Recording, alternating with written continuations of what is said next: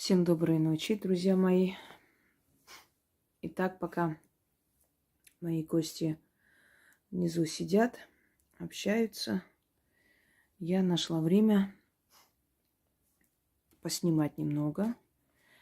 И первое, что я хочу вам подарить сегодня, это грузинский ритуал от завистливых, злобных коллег на работе, склочных.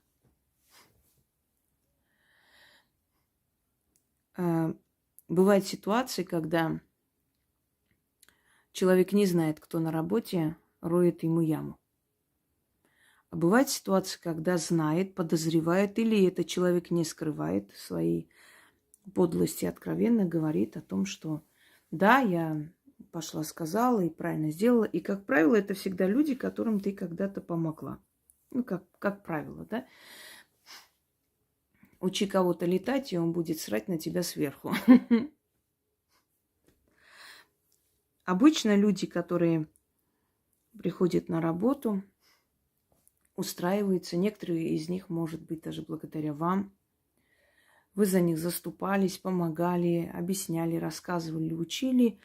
Можно сказать, иногда всю работу брали на себя. А потом человек захотел на ваше место или вообще захотел вас убрать оттуда. Вы знаете, змея кусает тех, кто их греет, да? Змеи кусают. То же самое здесь. Вы пригрели змею, и змея теперь хочет, чтобы вы ушли, потому как неприятно все время видеть человека, которому ты обязан. Это как бы тебе показывает о том, что все, что у тебя есть в данный момент, это благодаря вот этому человеку. Даже если человек ничего не говорит, все равно это неприятно. И дабы не быть благодарным, лучше сделать вид, что не так уж ты ей помогла, а лучше вообще убрать с поля зрения, сделать гадость, сломать судьбу и, собственно говоря, наслаждаться жизнью. Все тираны в истории человечества первым делом убивали тех, кто им помог занять престол. Они первым делом убирали их. Для того, чтобы не быть то есть не быть обязаны никому. Это им было неприятно. Почему я это говорю? Потому что чаще всего это происходит именно тогда, когда ты взяла шефство над человеком, помогла, подсказала, устроила на работу, и через некоторое время человек самым подлым образом начинает плести интриги. Что делать? Если вы знаете, кто это делает, то непосредственно на него читать. Если вы не знаете, значит, просто читайте на булавке или на иголки. Ну, лучше взять иглы, потому как вы сами понимаете, иглы, они удобнее, их не видно. Это у нас грузинка, поэтому я ее сюда поставила, поскольку у нас ритуал грузинский, как декорацию. Итак, берете иголки, 6 штук, здесь много, но я просто так для примера, или булавки. Если вы знаете человека и точно знаете, что это она, или несколько людей, то эти иглы кидаете туда, где они сидят, где они работают. Незаметно так киньте под стол или в угол, где они сидят, или где этот человек сидит. Если вы не знаете, кто это, то просто кидайте во все стороны вот вашего офиса, где вы работаете. Ну, в общем, где вы собираетесь. Учительская это, офис это, что это, где, смотря где вы работаете, да? Если вы торгуете, значит, незаметно киньте в магазин того человека, который перебивает вашу торговлю, который злословит, в общем, мешает вам. Одним словом, найдите какой-нибудь выход, и это все должно быть там. Это некий такой подклад, но наказание. Еще раз говорю людям недалеким, что это не порча. Порча – это взять и испоганить человеку жизнь. И простому человеку порча не поддается. Если делать порчу простому человеку, который не искусен в этом вопросе, он может сам себе накликать беду. То, что я вам даю, это есть наказание, справедливое наказание. Вы просите наказание для человека, который вам в глаза говорит, что вас изведет. Либо вы точно знаете, слышали голосовые, или слышали, как о вас говорит этот человек. Или вы не знаете, просто читаете, и судьба сама выявляет и наказывает того, кто виноват. То есть, понимаете, это просьба о справедливости.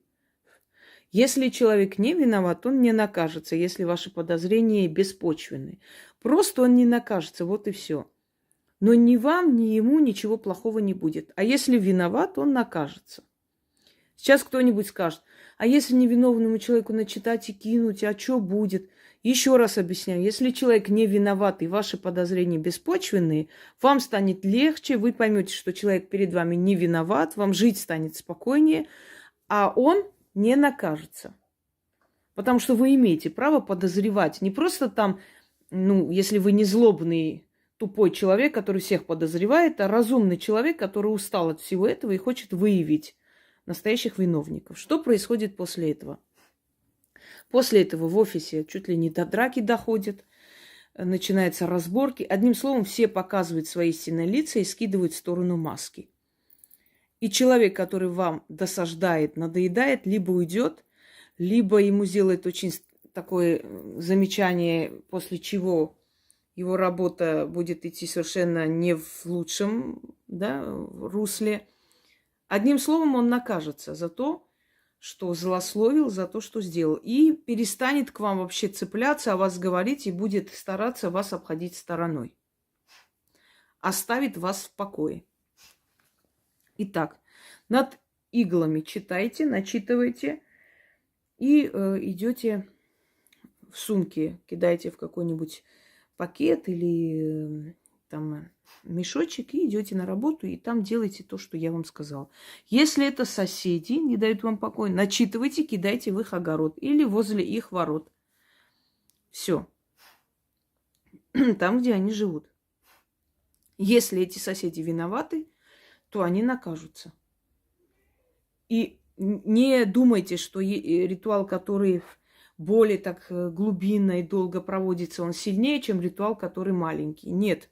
Это зависит от того, который из этих ритуалов вам больше подходит. Маленький ритуал может сработать намного быстрее и сильнее, чем даже более сложные, емкие работы. Это не показатель. Итак, начнем. Что тут вообще спускается? Здесь вообще ничего нет, и какие-то белые тени. Итак, на грузинском ритуал напечатает Яна через несколько дней. Скорее всего, 2-3 дня самое больше она печатает. Поэтому те люди, которые будут внизу спрашивать текст, уже обнаглели до того, что мне пишут: отправьте мне сюда текст, вот этот и тот, и следующий. Или я не успела за вами записать, мне отправьте текст. Ни здрасте, ни до свидания. Вы что, животные, что ли? Или вы считаете, что я вам обязана? Где вообще уважение, где нормальное человеческое отношение? Что это? Потом удивляйтесь, что вас послали. Итак, не нужно каждые 2 минуты писать: а где текст, а что делать, а где брать?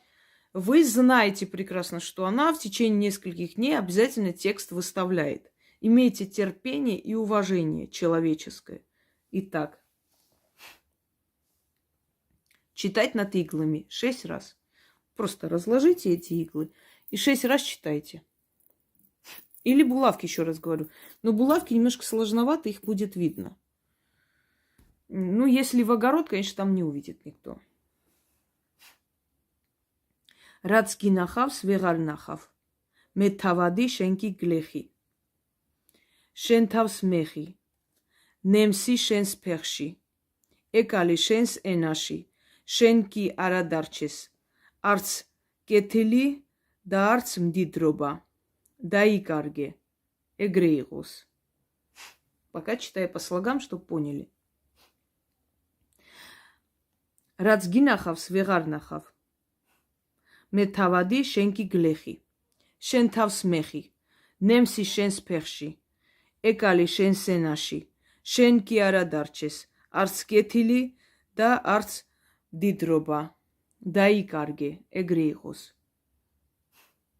Რაც գինախավ, վեղար նախավ. მე თავადი შენ კი გლეხი, შენ თავს მეხი, ნემსი შენს ფეხში, ეკალი შენს ენაში, შენ კი არა დარჩეს, არც კეთილი და არც მდიდრობა.